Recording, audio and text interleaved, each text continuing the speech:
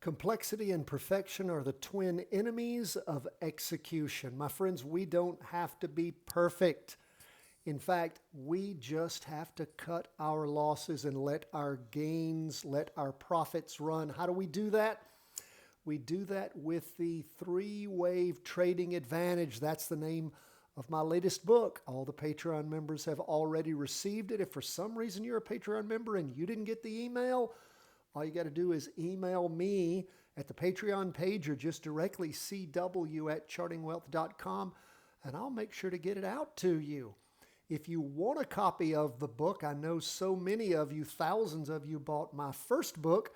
This latest one is that book times 10. I am very, very proud. Lots of illustrations, many chapters, goes over the three-wave trading advantage over and over and over again about how do you maximize profits and cut losses. Well, when a trade doesn't go in the right direction, you cut the loss. When a trade does go in the right direction, let me call up one of the latest. This is off our list. This is Hess Corp. We had a weekly vertical crossover going down. Beautiful setup.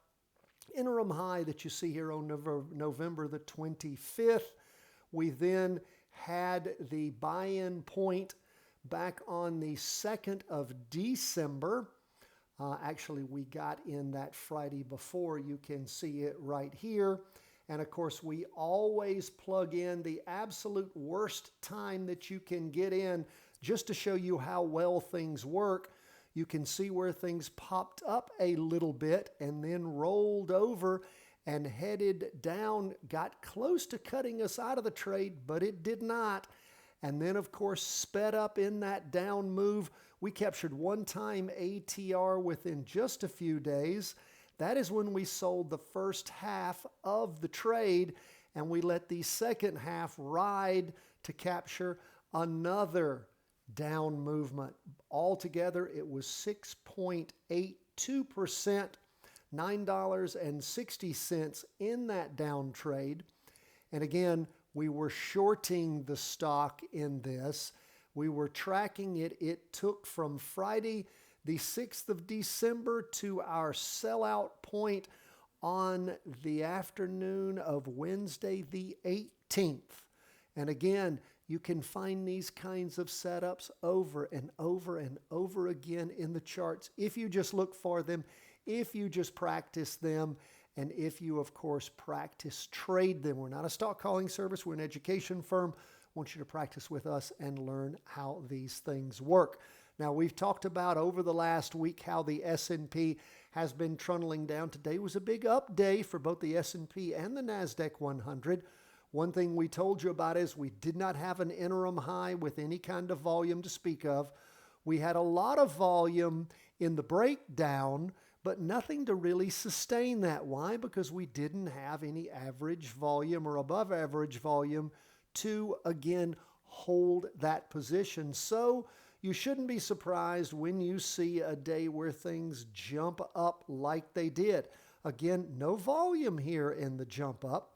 You even see on the red spinning top for the last 2 days, we don't have average volume. We had average volume before when things were moving down, when there was an attempt to find some price discovery, but it was not found. But again, as things are going back and forth, nowhere near as stable as what I just showed you with that Hess trade. That's because we don't have volume telling us why price is doing what it's doing. When you have volume and you have price and you can read them both and they tell you just what's going on and you can have assurance in the continued move that you're looking for, that is different than just rolling the dice and hoping the candles alone are going to help you.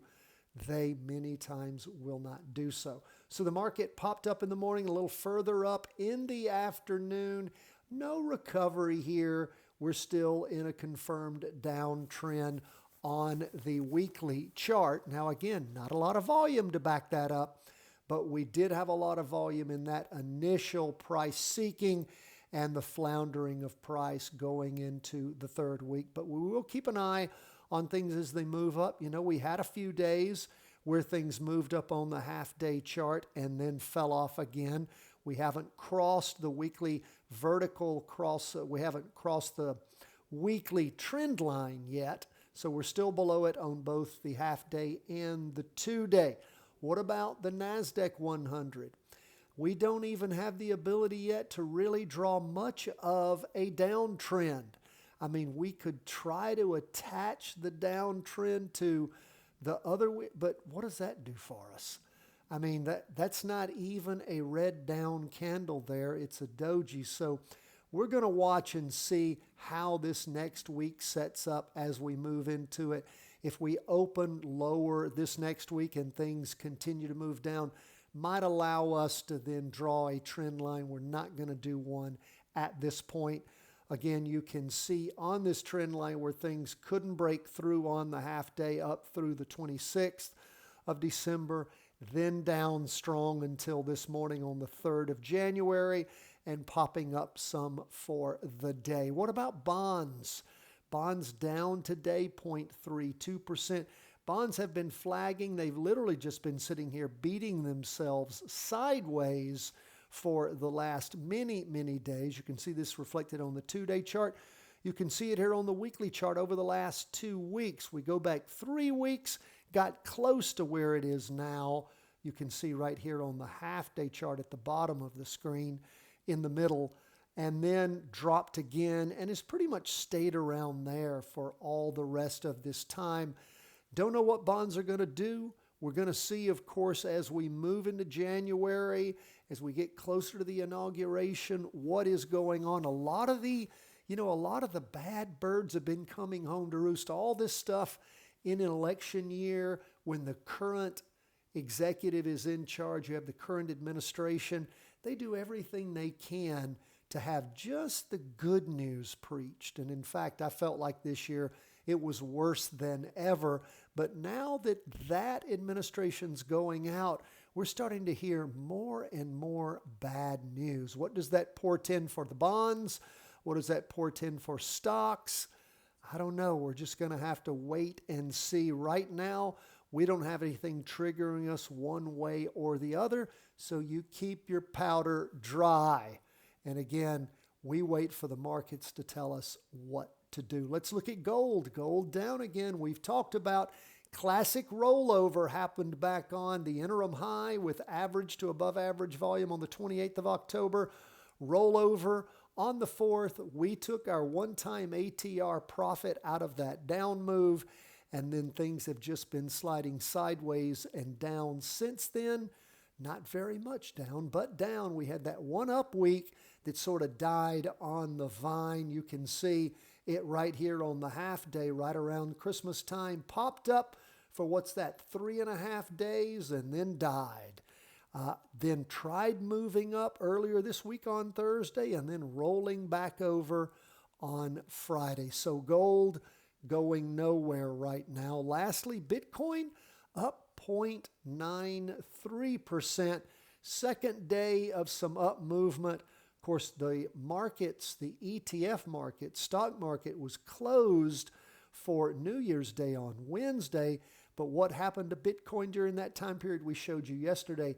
It continued to start moving up on New Year's Day. It caught up on the ETF. The following day popped up on Thursday and popped up a little more on Friday. But we still have that overhang with that interim high and the rollover from last week. Red spinning top this week. Do have a green 2-day candle, but it's sitting right in the middle of the weekly trend line. So as we move through the week and get into the new week, we'll see if Bitcoin's going to be able to catch fire again, or if it's just going to continue to digest all those incredible gains where it hit that high of highs 2 weeks ago now, and whether actually going into 3 weeks ago now, and whether it's going to roll over for a while and just digest all of that up movement and reset itself. That is where we are on Friday. We always love to hear from you. If you do want a copy of the book, go become a Patreon supporter. The first email you get will be a copy of the book. It will be a link to the PDF of the book. In addition to that, you'll also get the 3-part series, Options Made Simple, the Charting Wealth Way. If you're interested in learning how to practice trade options, we've got the answers in a very informative, great 3-part series that'll also be sent to you.